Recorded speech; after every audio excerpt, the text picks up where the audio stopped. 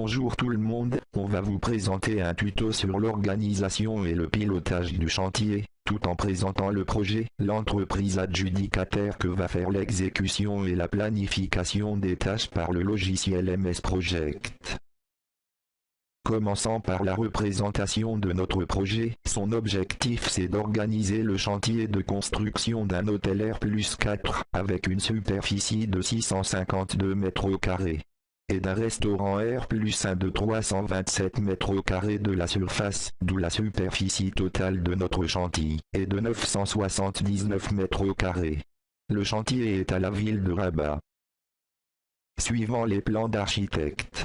Voilà la façade principale et d'arrière de l'hôtel, et voilà aussi sa coupe verticale que montrent tous les étages. Et la même chose pour le restaurant. Ici c'est un plan de façade d'avant et d'arrière, et aussi voilà la coupe verticale de notre restaurant. Ce que concerne les moyens humains de notre entreprise, elle a un chef du projet, un conducteur des travaux, 2 chefs de chantier, 8 chefs d'équipe, un pointeur et magasinier, 6 ferrailleurs qualifiés, 9 boiseurs qualifiés, 12 maçons qualifiés et 30 main-d'œuvre. Les moyens matériels de l'entreprise sont distribués selon l'organigramme suivant. Le chantier ici a 2 lots de construction, le premier est l'hôtel et le deuxième est le restaurant. Chaque lot contient les chefs d'équipe concernant le coffrage, la main-d'œuvre et les maçons.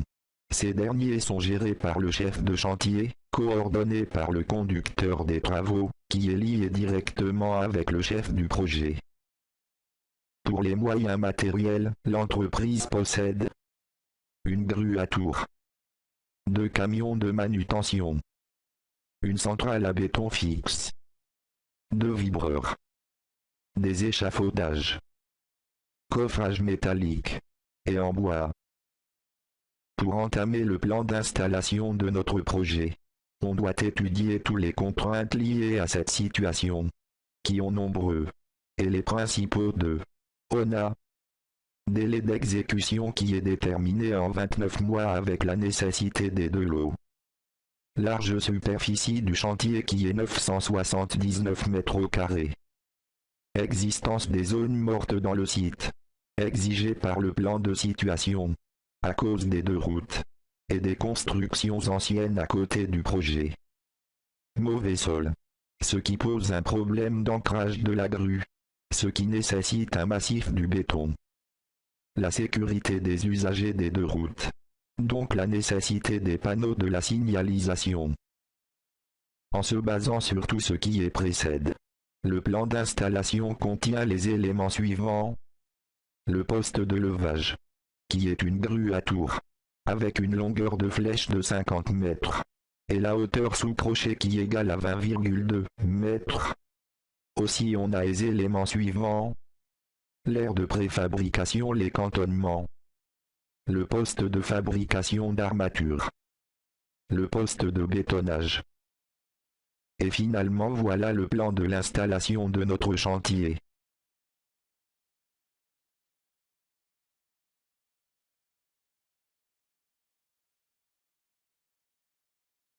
Maintenant on va passer à la deuxième partie, qui s'intéresse à la planification des tâches à l'aide du logiciel MS Project. Pour cela, on va commencer par la création d'un nouveau projet, en cliquant sur Fichier. Puis on clique sur Nouveau projet. Enfin on clique sur Créer. Puis on passe la création du calendrier spécifique à notre projet.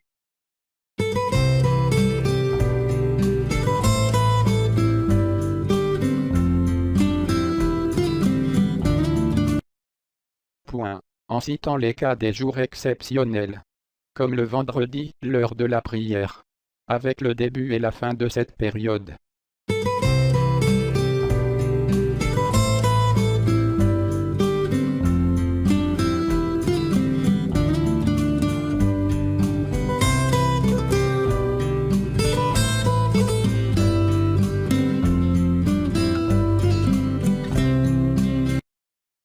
Après, on modifie les heures du travail pour chaque jour.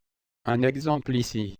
On modifie l'heure de travail à lundi, qui commence de 8 heures du matin en finissant à midi.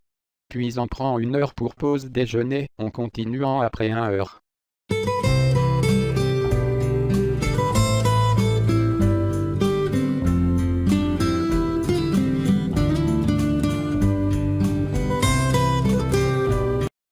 On va ajouter la date de début de notre projet, en se basant sur notre calendrier standard. Maintenant, on ajoute nos tâches propres, qui ont choisi à partir de la chronologie des travaux, afin d'assurer bonne coordination entre tous les corps d'État. Dans ce chantier, on commence par la saisie des tâches une par une. Par exemple, on a l'ordre de service qui correspond au début des travaux, ensuite, l'installation du chantier.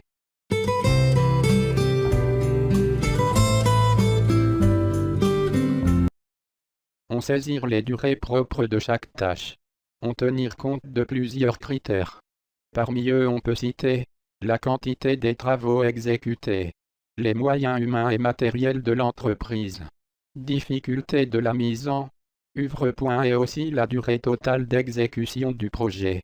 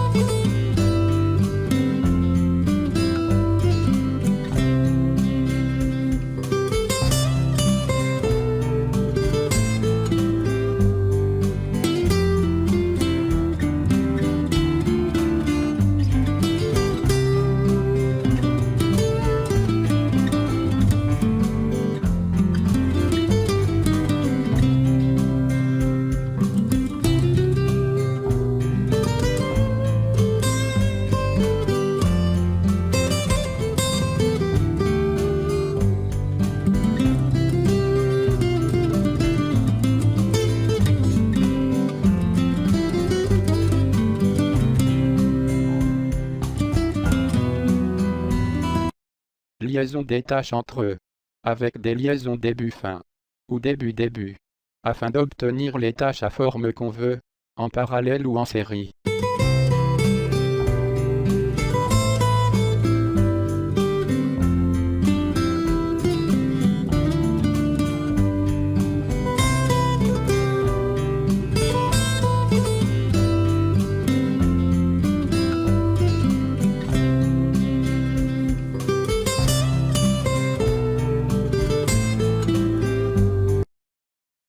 On peut effectuer plusieurs opérations modifiables sur les tâches, comme la fraction, qui consiste à subdiviser la durée d'une tâche d'une manière non continue. Aussi on le regroupe, ou bien ajouter des commentaires.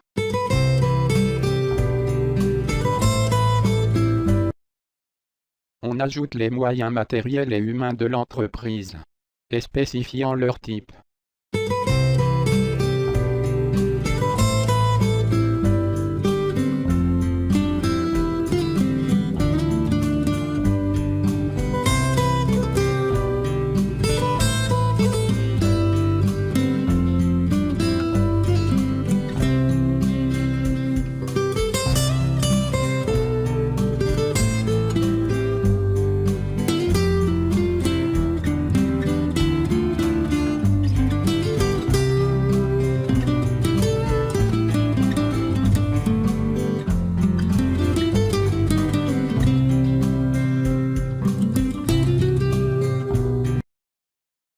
On affecte les ressources ajoutées aux tâches.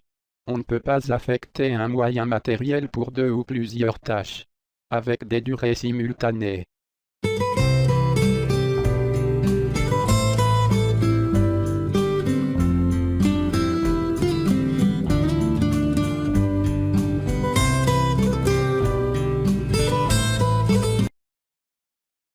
On peut suivre le conduit des travaux par commande HV pour déterminer le pourcentage de réalisation de tâches.